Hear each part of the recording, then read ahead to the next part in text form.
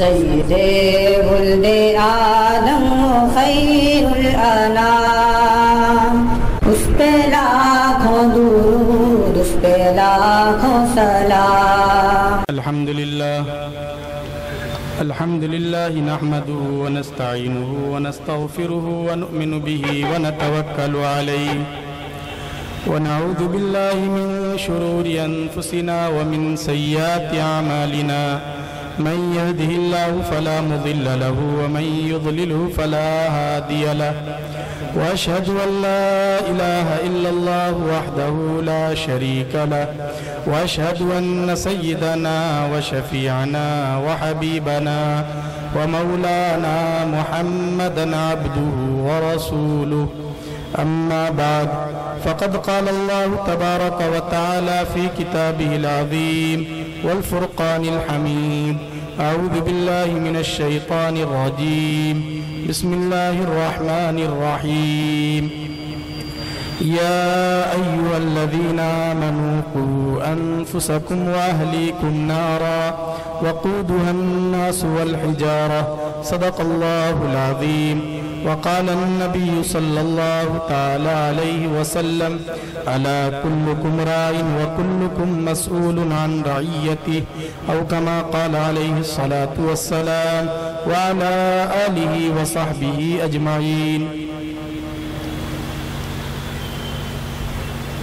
Stage پر تشریف فرما ملک کے نامور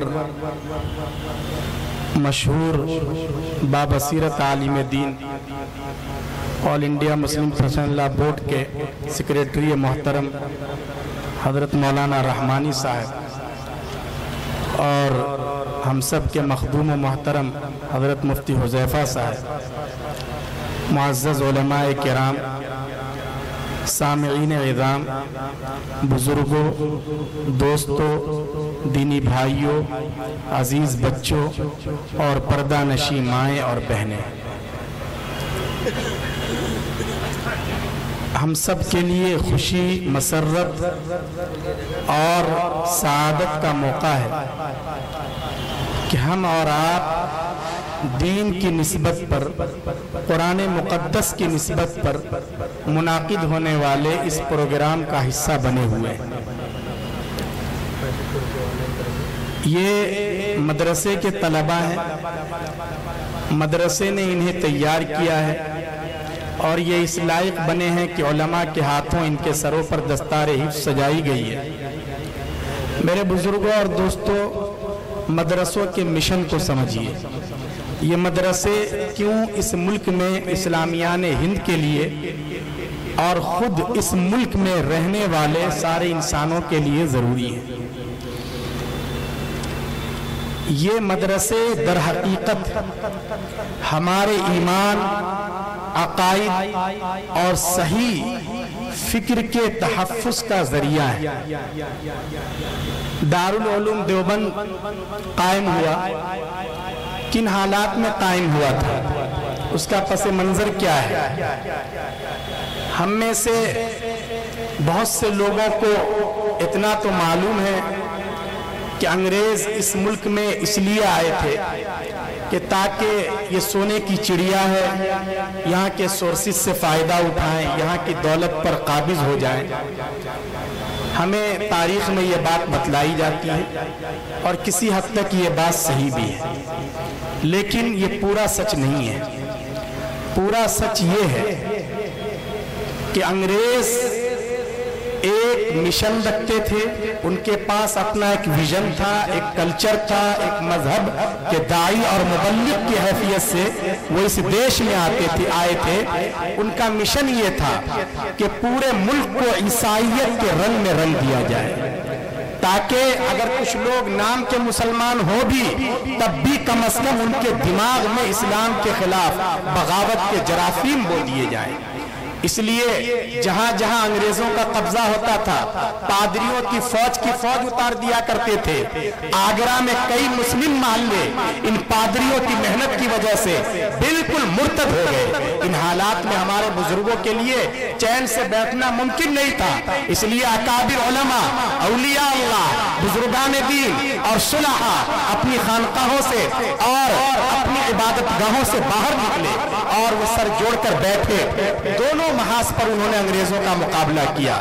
आमने सामने की लड़ाइयां हुई, उन पर बंदूकें चलाई गई, उन्होंने कैद खानों को और जेलों को आबाद किया, फांसी के फंदों को चूमा और एक तरह से कुर्बानी की नई तारीख रकम की। लेकिन हमारे अकाबिर ये समझ गए कि इस वक्त हथियारों के जरिए अंग्रेजों के बढ़ते कदम को रोकना आसान नहीं है। चुनांचे उन्होंने दूसरे असल जो महाज था उस महाज को संभालने की कोशिश की कि हमें अपनी नस्लों के दीन और ईमान को बचाना है, हमें इन्हें ईसाई नहीं बनने देना है, हमें इन्हें मिशनरी तहरीकों के हवाले नहीं होने देना है। चुनांचे इस मकसद के लिए हमारे अकाबिर और बुजुर्गान दीन ने दारुल उलूम देवबंद को कायम किया और उसके बाद चिराग से चिराग जलता रहा और छोटे बड़े मदरसे हर शहर में, नगर नगर और शहर शहर, करिया करिया ये मदारिस वजूद में आए और अल्हम्दुलिल्लाह इन मदारिस ने अपना किरदार अदा किया। और इन मदारिस का फैज है कि आज अल्हम्दुलिल्लाह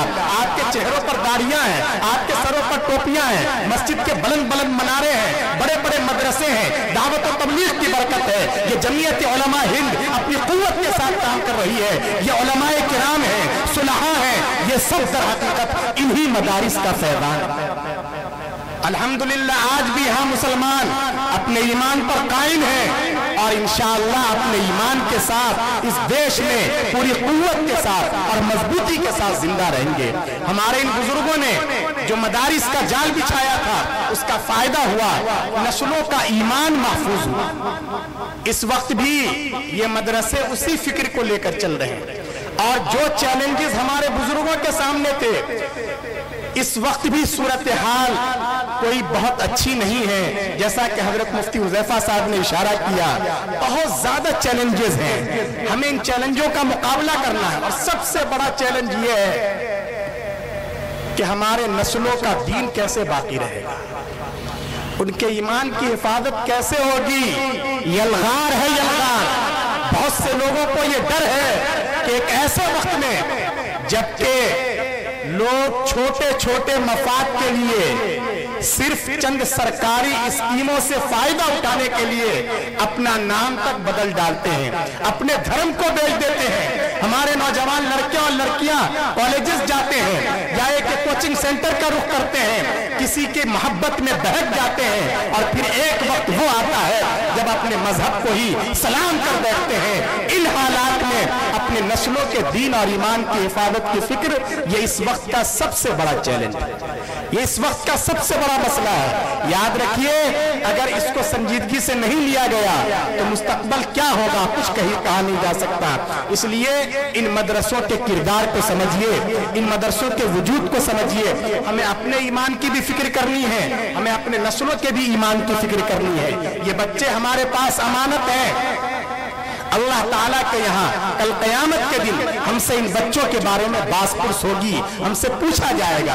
इसलिए माँ बाप पर जो बच्चों की जिम्मेदारी है, ये बच्चों के पैदा होने के बाद नहीं बल्कि बच्चों के पैदा होने से पहले ही बाप के कंधे पर जिम्मेदारी आयद हो जाती है। अपने बच्चों के सिलसिले में, अपनी बच्चियों के सिलसिले में क्या है जिम्मेदारी और बाप कैसे उस जिम्मेदारी को अदा करेगा।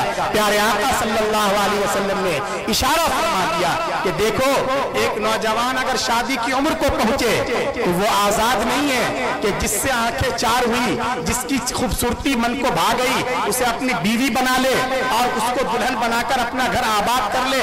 नहीं, बल्कि आइंदा उस नौजवान को अल्लाह पाक जो औलाद अता करेंगे उस औलाद का उसके ऊपर हक है कि ये अपने लिए ऐसी लड़की का इंतखाब करे जिसमें दीनदारी हो, जिसमें तकवा हो, जिसमें अल्लाह का खौफ हो, जिसकी निगाहें नीची रहती हो। क्यों?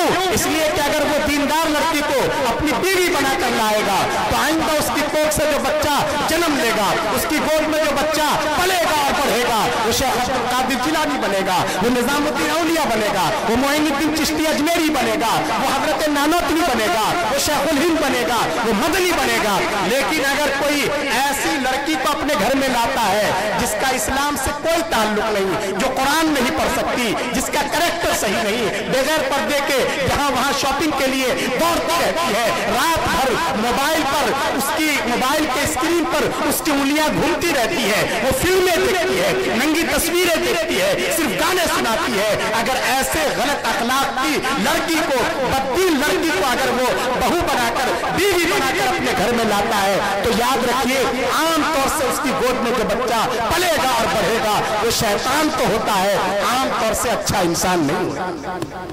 اس لیے باپ کی ذمہ داری ہے, باپ کی ذمہ داری ہے, یعنی باپ ہونے والے باپ کی ذمہ داری ہے. اسی طرح جو اس کے والد ہیں لڑکے کے, ان کی ذمہ داری ہے کہ وہ دینداری کو بنیاد بنائیں, اللہ کا خوف پیش نظر ہو تو پھر یہ معاملات آسان ہو جاتے ہیں. پھر جب بچہ پیدا ہو جائے اسے کلمہ سکھلایا جائے, اسے توحید سکھلائی جائے, اسے آخرت کے بارے میں سکھلایا جائے, یہ ماں باپ کی ذمہ داری ہے. ورنہ یاد رکھیے اگر ہم نے, ہمارے پاس اللہ نے سورسز دیے ہیں, وسائل دے رکھے ہیں, لوگوں کے پاس اب پیسے کی کمی نہیں ہے, اپنے لاڈلے کو اچھے اسٹینڈرڈ کے انگلش میڈیم اسکول میں اگر ہم نے اس کا ایڈمیشن کرا دیا, اچھی بات ہے, آپ کرا سکتے ہیں, اور اس کا مطلب بھی سمجھ لیجئے, اس کا ایڈمیشن کرا دیا لیکن ہم نے اسے دین نہیں سکھلایا, اخلاق نہیں سکھلایا. ایڈمیشن کرانا کوئی بری بات نہیں ہے, کبھی بھی علماء کرام سائنس یا ٹیکنالوجی یا نئے علوم کی مخالفت نہیں کرتے. کیوں؟ اس لیے کہ ہماری قوم کو جس طرح اچھے حافظوں کی ضرورت ہے, اچھے قاضیوں کی ضرورت ہے, اچھے عالموں کی ضرورت ہے, اچھے مفتیوں کی ضرورت ہے, اسی طرح ہماری قوم کو اچھے ڈاکٹرز چاہیے, اچھے لائرز چاہیے, اچھے انجینئرز چاہیے, اچھے ڈگری ہولڈرز چاہیے. لیکن ہم جو بات آپ سے کہنا چاہتے ہیں وہ یہ کہ آپ اپنے بچے کو بڑے سے بڑے عہدے پر پہنچا دیں, اسے بڑی سے بڑی ڈگری دلا دیں, لیکن اس کے دل میں اور دماغ میں یہ بات بٹھا دیں کہ وہ پہلے اور آخری نمبر پر صرف اور صرف محمد عربی صلی اللہ علیہ وسلم کا غلام ہے اور یہی اس کی پہچان ہے. پھر آپ بچے کو کچھ بھی پڑھائیے, کچھ بھی بنائیے, ورنہ یاد رکھیے اگر ہم نے اپنے بچے کو توحید نہیں سکھلائی, ہم نے اپنے بچے کو مرنے کے بعد والی زندگی کے بارے میں نہیں بتلایا, کل کو وہ بچہ بڑی ڈگری لے کر بڑے عہدے پر پہنچ جاتا ہے لیکن چونکہ اس کے پاس دین نہیں, اس کے پاس قرآن نہیں, اس کے پاس قبر میں جو سوال پوچھے جائیں گے اس کا جواب نہیں ہے, کل کو اگر وہ بے دینی اور جہالت کی وجہ سے کھڑے ہو کر پیشاب کرتا ہے, اگر وہ سوریہ نمسکار کرتا ہے, اگر وہ بھارت کی وندنا کرتا ہے, اگر وہ کفر کرتا ہے, اگر وہ شرک کرتا ہے جس کی پاداش میں اسے جہنم کی دہتی ہوئی آگ کے حوالے کیا جاتا ہے, تو یاد رکھیے وہ تنہا ہرگز جہنم میں نہیں جائے گا بلکہ اپنے ساتھ اپنے پیارے ماں باپ کو بھی گھسیٹ کر لے جائے گا. جتنا بڑا پاپی وہ ہے اس سے بڑے مجرم اس کے باپ ہے, اس کے چچا ہے, اس کے دادا ہے, اس کے گارجین ہے. انہیں بتانا چاہیے تھا کہ بیٹا ہم مسلمان ہیں, ہم ایک اللہ کے علاوہ دنیا کی کسی شکتی کے آگے, کسی پاور کے آگے, کسی درخت کے آگے, کسی دیش کے آگے, کسی سمندر کے آگے اور کسی ندی اور دریا کے آگے ہم اپنا سر نہیں جھکا سکتے. یہ بتانا چاہیے تھا, کیوں نہیں بتایا؟ اگر وہ مجرم ہے تو اس سے بڑے مجرم اس کے گارجین. اس لیے ہم میں سے ہر ایک کو اپنی ذمہ داری کا احساس ہونا چاہیے. یہ مدرسے ہماری طرف سے اسی ذمہ داری کے فریضے کو ادا کر رہے ہیں. اس لیے مدرسوں میں جو بچے آتے ہیں ان بچوں کو دین سکھلایا جاتا ہے, ان بچوں کو اخلاق سکھلائے جاتے ہیں, ان بچوں کو محبت سکھلائی جاتی ہے, دیش کا اچھا ناگرک بنایا جاتا ہے. ہمارے یہ بچے کبھی بھی پرشاسن کے لیے, دوسرے لوگوں کے لیے مسائل نہیں کھڑا کرتے. یہ تھوڑی سی تنخواہ پر لوگوں میں علم کا چراغ اور علم کی روشنی بانٹنے کا کام کرتے ہیں. یہ مدارس کا کردار ہے. جب یہ ان مدرسوں سے نکلتے ہیں ان میں سماج سیوا کا جذبہ ہوتا ہے, لوگوں کی خدمت کا جذبہ ہوتا ہے. کہیں کوئی فلڈ آ جائے, کہیں کوئی سیلاب آ جائے, کہیں کوئی آفت آ جائے, ملٹی ملینر لوگ, بڑی بڑی کمپنیاں, ایجنسی کے لوگ بعد میں پہنچیں گے, لیکن مدارس میں بوریا پر بیٹھنے والے یہ غربا, یہ فقراء اپنے वसाइल और सोर्सेज की कमी के बावजूद अपने टूटे फूटे सहारों के जरिए उस इलाके में पहुंच जाते हैं। कुछ नहीं तो कम से कम उन मजलूमों के आंखों से आंसू पोंछते हैं, वो आपकी खुशामद करते हैं, आपके सामने चंदे की अपील करते हैं और उन मजलूमों और उन मुसीबत ज़दा लोगों के काम आते हैं। ये सब दर हकीकत ये इन मदारिस का किरदार है। मदारिस में हमारे पास जो बच्चे आते हैं, हम इन बच्चों को बतलाते हैं कि प्यारे बेटो, अपने लिए तो सब लोग जीते हैं, नहीं, याद रखो तुम्हें तो दूसरों के लिए जीना है, ये तुम्हारा इम्तियाज है। तुम खैर उम्मत, तुम बेहतरीन उम्मत हो। क्यों? क्या इस वजह से कि नमाज बहुत पढ़ते हो, बहुत ज्यादा रोजे रखते हो? नहीं, ये तो तुम्हारे फराइज में से है। हमें तो नमाज पढ़नी है, रोजा रखना ये तो कंपलसरी है, रखना ही है। कुरान करीम ने कहा कि तुम बेहतरीन उम्मत इसलिए हो उखरिजत लिन्नास कि तुम दूसरों के नफा के बारे में सोचते हो।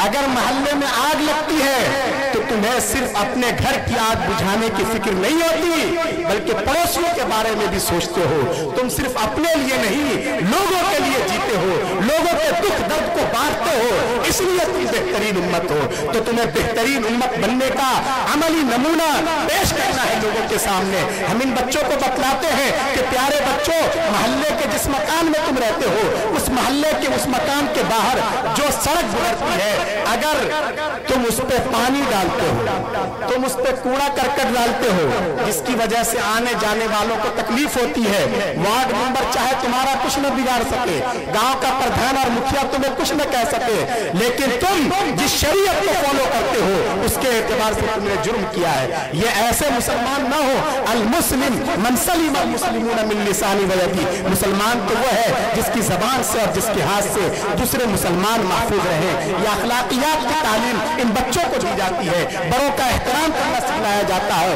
पड़ोसियों के साथ हुस्न सुलूक की तालीम दी जाती है। हम इन बच्चों को बतलाते हैं कि प्यारे बच्चों, याद रखो, अगर तुम किसी महल में रहते हो, मुबारक, तुम्हारे दस्तरखान पर तरह तरह की डिशें हैं, अनवा व अक़साम के खाने खाओ, अल्लाह का शुक्र अदा करो, लेकिन ये बात ज़हन में रहे कि तुम्हारे उस महल के नीचे एक गरीब की झोपड़ी है। अगर उस झोपड़ी में रहने वाली गरीब फैमिली का गरीब बच्चा अगर रात को भूखे सोता है, अगर वो बिलखता है, अगर वो सिसकता है, कोई जरूरी नहीं है वो गरीब तुम्हारी जान पहचानता हो, कोई जरूरी नहीं है वो गरीब तुम्हारी बिरादरी का हो, कोई जरूरी नहीं है वो गरीब तुम्हारा रिश्तेदार हो, ये भी कोई जरूरी नहीं है वो तुम्हारे धर्म और मजहब का मानने वाला हो सकता है वो कोई शंकर हो, वो कोई सिंह हो, वो कोई ठाकुर हो, लेकिन याद रखो, अगर वो गरीब भूख की वजह से बिलखता और सिसकता है तो तुम सब कुछ हो सकते हो, लेकिन प्यारे आका ने फरमाया ला युमिन, तुम ईमान वाले नहीं हो सकते। ये कैसा ईमान है? क्या आदमी खुद पेट भर के खा ले और गफलत के साथ सो जाए? नहीं, ईमान तो आदमी को अंदर पूरे जहां का दर्द पैदा कर देता है, फिक्र पैदा कर देता है। इन बच्चों को ये तालीम दी जाती है, इसलिए बच्चे अखलाकियात सीखते हैं, ये बच्चे मोहब्बत करना सीखते हैं, ये देश के अच्छे नागरिक बनकर यहाँ से निकलते हैं। काबिल मुबारकबाद है वो हज़रात जिनका इन मदरसों से ताल्लुक है, इसलिए मैं दिल की गहराइयों से इन बच्चों को मुबारकबाद पेश करता हूं। अल्लाह तबारक व तआला ने इनका इंतखाब किया है और सभी हजरात को इस वक्त इसकी फिक्र करनी है कि हमारे नस्लों का दीन और उनका ईमान और उनका सही अकीदा कैसे बचे, हमें इसकी फिक्र करनी है ताकि हमारे बच्चे दीनदार बने। वरना अगर ईमान ही उनका नहीं रहा तो फिर ये औलाद किस काम की है? भाई पूरे साल बल्कि पूरी जिंदगी औलाद के लिए बाप कुर्बानी देता है, संघर्ष करता है, हलाल हराम की भी तमीज नहीं करता, लेकिन जनाब वाला जब बाप का इंतकाल हो गया, उसका जनाजा उठाकर कुछ लोग पहुंच गए वहां, सफ बंदी हो रही है, लोग सफ में खड़े हो गए, लेकिन उस मरने वाले के लाडले को यही पता नहीं है कि जनाजे की नमाज कैसे पढ़नी, उसे यही पता नहीं कि अल्लाह ताला के सामने कौन सी दुआ पढ़कर अपने बाप को पेश करना है। तो क्या फायदा ऐसी औलाद से? पूरी जिंदगी की कमाई बेकार हो गई ना। जो औलाद आपकी नमाज जनाजा सही से न पढ़ सके, आपके लिए अल्लाह के सामने दुआया कलिमात न कह सके, इसलिए हमें अपने किरदार को भी समझना है, अपनी जिम्मेदारी को समझना है, खुसूसियत के साथ हमें इसकी फिक्र करनी है। और सभी हजरात इसकी फिक्र करते हैं, भाई सब चाहते हैं ना कि हमारे बच्चे दीनदार बने, सब चाहते हैं ना ये। तो उसके लिए कल भी मैंने एक जगह बात करते हुए ये बात कही थी कि हमें दो बातों का खास तौर से ख्याल रखना है। मैं बहुत इख्तिसार के साथ अपनी बात कहने जा रहा हूँ। हमें दो बातों का ख्याल रखना है। कितनी बातों का? दो बातों का। पीछे जो खड़े हैं वो हजरात भी तवज्जो से सुने।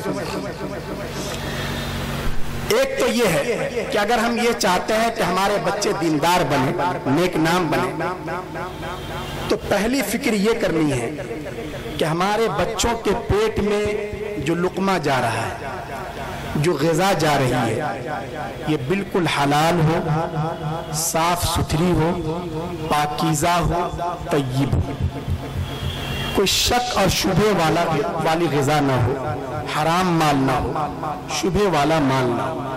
क्यों? इसलिए कि याद रखिए, अगर हराम माल से हमारे बच्चों की परवरिश होती है, शुबे वाले माल से उनका जिस्म बनता है, उनका खून बनता है, तो वो जहन्नम का ईंधन तो बन सकते हैं, आपकी आंखों की ठंडक नहीं बन सकती। इसलिए सबसे पहले अपनी इनकम के सोर्सेस को देखिए। कोशिश ये कीजिए कि हमारे यहाँ कोई भी शुबे वाला माल, हराम माल बिल्कुल ना आए।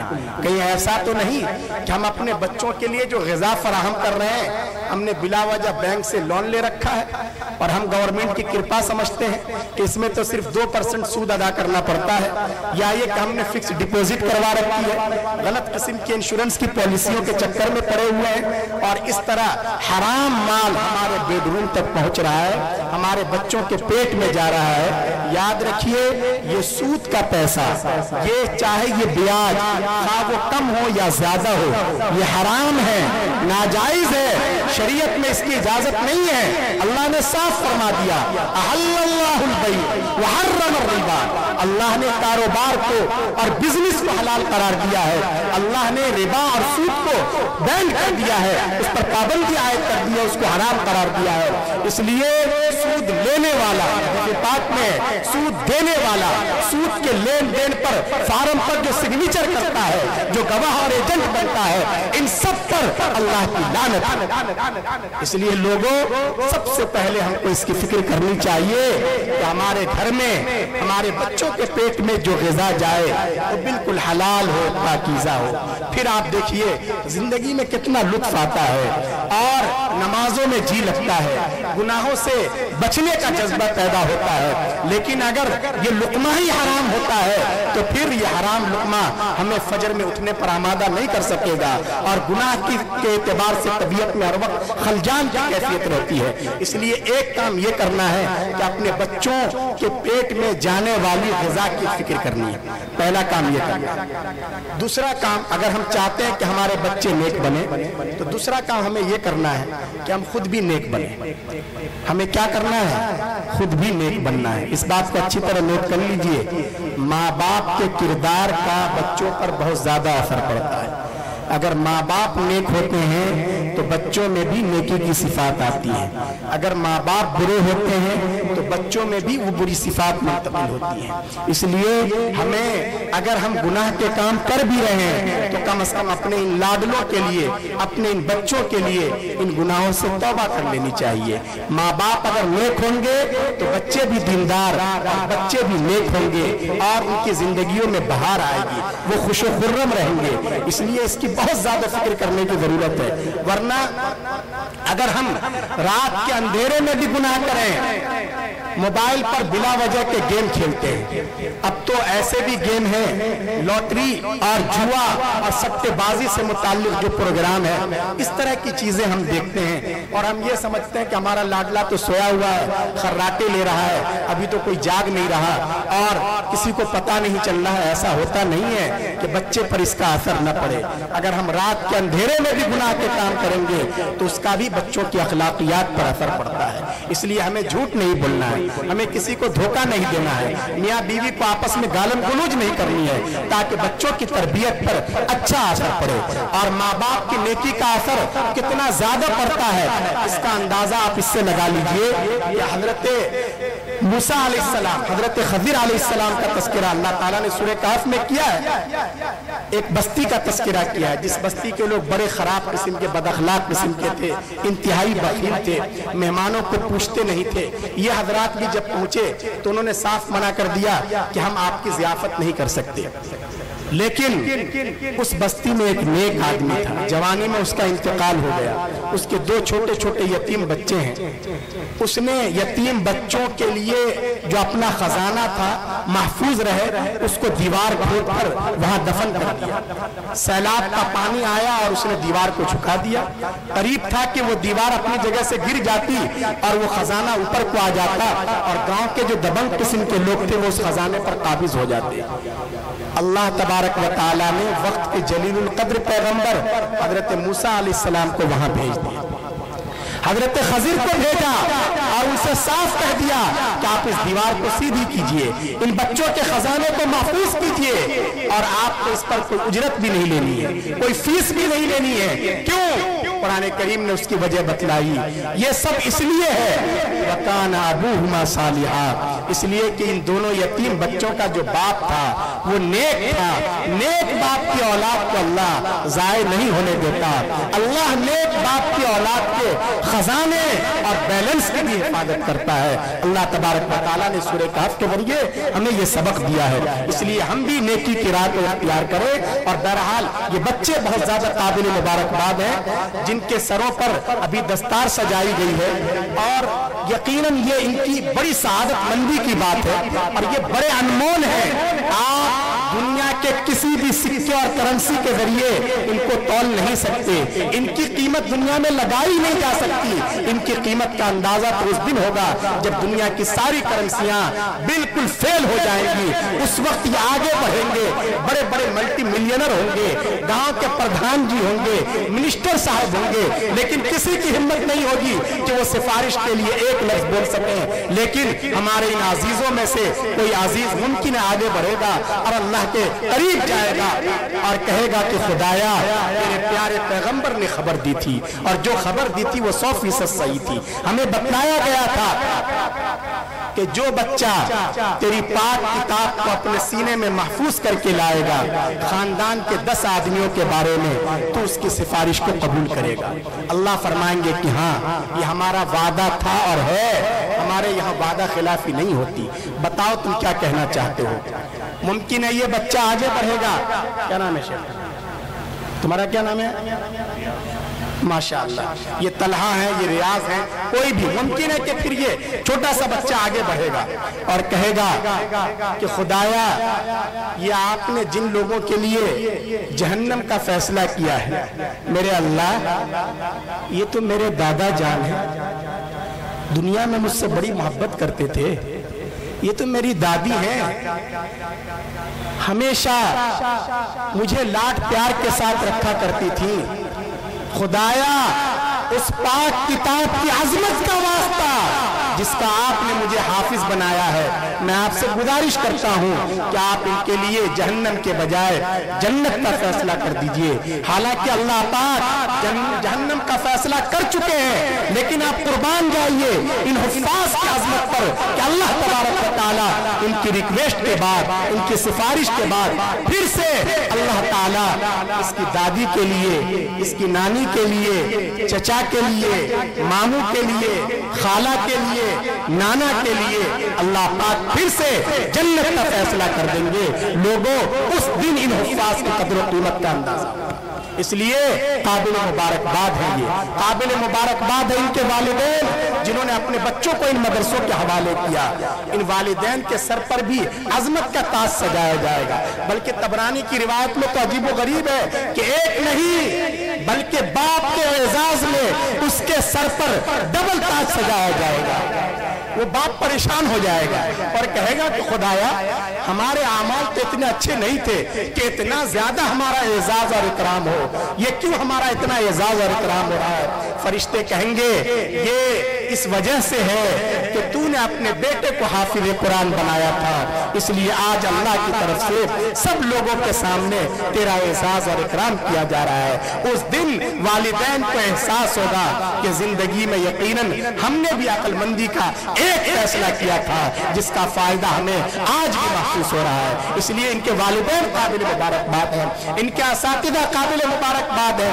ये असातिदा इनके पीछे रहते हैं, रात दिन मेहनत करते हैं। लोग सो रहे होते हैं वो जाग जाते हैं, लोग सो जाते हैं वो जागते रहते हैं। इनको समझाते हैं, इन्हें डांटते हैं, इन्हें बनाते हैं, इनकी इस तरह घिसाई करते हैं जैसे मार्बल की घिसाई की जाती है। तब ये इस लायक होते हैं कि उलमा के सामने, उलमा के हाथों इनके सरों पर दस्तार सजाई जाती है। और बदले में हम इन असातिज़ा को क्या देते हैं? ऐसा तो है नहीं कि मुंबरा अहले खैर हजरात का शहर है तो यहाँ इन उस्ताद की तनख्वाह कम से कम 50,000 या 60,000 होगी। अरे वही तनख्वाह होगी ना, 15-20 हजार, वही तनख्वाह तो होगी, इससे ज्यादा तो हम नहीं देते।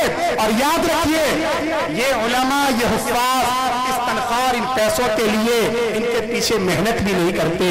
ये तो अंबिया के वारिस है, इनका वही नारा है जो नारा अंबिया का था, ला असलुकुम अलैहि मिन अज्र इन अज्रिया इल्ला अला रब्बिल आलमीन। लोगों, हम तुमसे कोई मुआवजा नहीं चाहते, हमारा मुआवजा तो हमें सिर्फ रब्बुल आलमीन देगा। ये तो सूरज की तरह है, हर जगह अपनी रोशनी फैलाते हैं, हर जगह लोगों को फायदा पहुंचाने की कोशिश करते हैं। इसलिए ये जो असातिज़ा हैं, आप इनको कदर की निगाह से देखिए, ये हमारी कौम के मुस्तकबिल को तैयार कर रहे हैं। इसलिए ये असातिज़ा, खा ये किसी मस्जिद में अइम्मा हो या किसी मकतब में पढ़ा रहे हो, लोगों उन्हें मोहब्बत की निगाह से देखो। ये भी आम इंसान है, इनसे भी चूक होती है, लेकिन इसका ये मतलब नहीं कि आप इन्हें आंखें दिखाना शुरू कर दें।